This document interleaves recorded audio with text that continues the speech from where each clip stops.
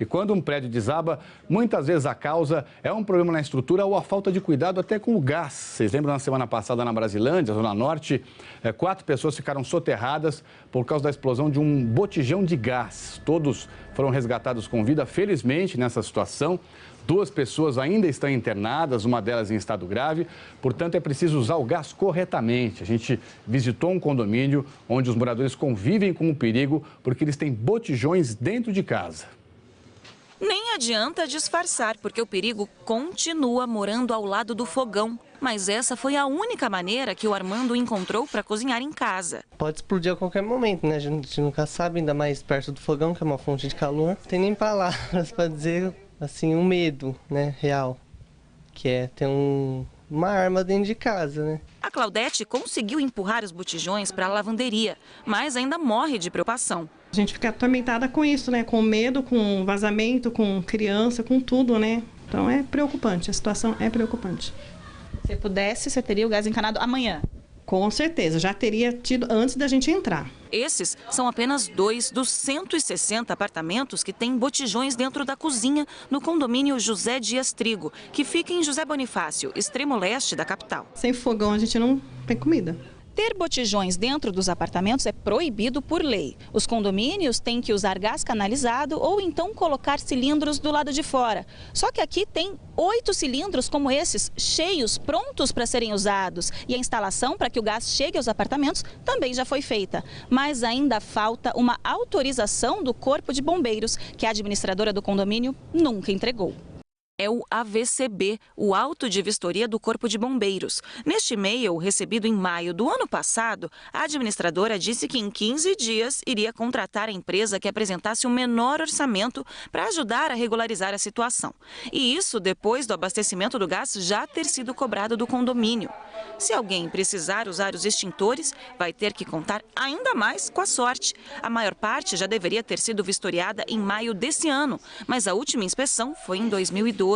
Enquanto isso, os moradores reclamam que não tem nem previsão de poder cozinhar com segurança. A gente cansa de ver, né, as explosões, vazamentos, isso, aquilo. É uma coisa que não afeta uma pessoa, só vai afetar diversas. O que a gente está querendo é que solucione nossos problemas aqui, porque aqui só tem problema, solução não vem. Esse é mais um condomínio do Parque, é o programa de arrendamento residencial da Caixa. Um problema, né? A gente já mostrou vários aqui no SPTV. Nós entramos em contato com a Salles e Salles, que administra esse condomínio lá em José Bonifácio. Eles disseram para a gente que só a Caixa que poderia dar uma resposta. Fomos então atrás da Caixa, que informou que o teste dos bombeiros, né, o AVCB, já foi contratado e que a previsão é que o fornecimento de gás seja feito da forma correta a partir de setembro. A gente vai continuar cobrando.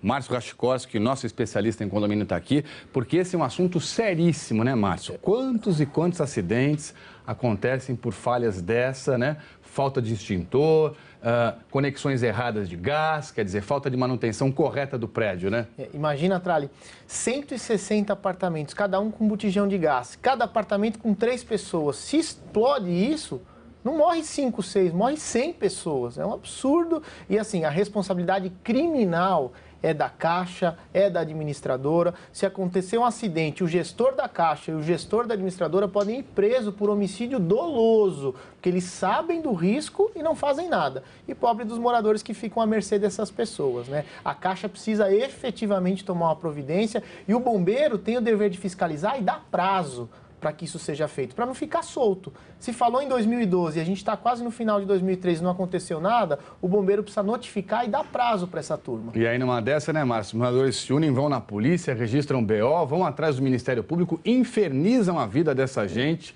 para conseguir fazer com que os direitos sejam cumpridos e a vida das pessoas preservada, né? Trali, tem uma coisa importante para todos os condomínios que vão fazer instalação de gás. Tem um teste que tem um nome esquisito, chama teste de estanqueidade, que é obrigatório fazer para ver se na tubulação não tem vazamento, porque senão o risco de explosão é muito grande. Márcio, tem muita pergunta para você, né, toda semana. A Ana Cristina da Moca quer saber o seguinte: a mangueira da máquina de lavar dela quebrou, não tinha ninguém em casa, aí a água acabou inundando o apartamento e vazou para o elevador. E agora o prédio quer que ela pague o conserto do elevador. Está correto isso? Está correto, ela que vai ter que pagar. Agora, uma dica para resolver isso numa boa. Aciona o seguro do condomínio, o seguro vai cobrir isso e ela paga a franquia do seguro, que vai sair mais barato para todo mundo. Mas é ela que tem a responsabilidade.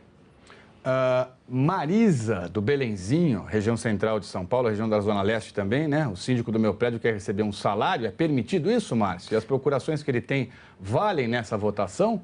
Eu acho que ser síndico é tão complicado que, dependendo do lugar, vale a pena ter um salário. Isso é correto, é legal. Basta os moradores aprovarem em assembleia e ele pode, sim, usar as procurações. Já tem muito prédio que o síndico não paga o condomínio, né? Para poder assumir a bronca de ser síndico do prédio, mas, né? além de não pagar...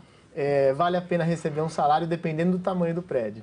Ana Paula de São Bernardo, ela quer saber de você o seguinte: quem é o responsável por obras na garagem, um morador ou o condomínio? Uma moradora deixou de pagar o rateio para reformas, alegou que o condomínio tem que pagar um reparo na garagem dela e aí está essa confusão para você solucionar. Se for uma garagem coletiva, idêntica, todas elas idênticas, a responsabilidade pelo reparo, pelo conserto, é do condomínio. Se cada um for dono da sua vaga e for liberado cada um cobrir do jeito que quiser, aí é responsabilidade do morador. Então depende do sistema que funciona lá. O Juan Carlos tem uma dúvida diferente. Ele tem um pitbull, a síndica do prédio dele diz que o regulamento proíbe animais de grande porte e pitbulls, claro. E ele te pergunta se está certo proibir uma raça específica de cão. Isso dá muita briga, é um tema bem polêmico e eu recomendo não falar em raça. Criar um regulamento interno que abrace todas as raças. Então, seja pitbull ou seja um cachorro de menor porte, é importante ter uma regra. Como entra no elevador, como sai do condomínio, se põe focinheira, se põe coleira, se põe enforcador. Se tiver uma regra clara, ela serve para todas as raças e fica mais fácil de controlar. Agora, se o animal oferecer perigo para os moradores e o dono do animal não tiver cumprimento às regras, aí o síndico pode proibir sim o pitbull. Vai muito do bom senso, né, Márcio? E das regras bem claras, é o que você fala sempre. E respeito às regras. Obrigado, viu, pela sua participação. Se você aí tem alguma pergunta sobre condomínio, dúvida, manda aqui pra gente. Vai lá na página de São Paulo João na internet e o Márcio Rachkowski responde na semana que vem.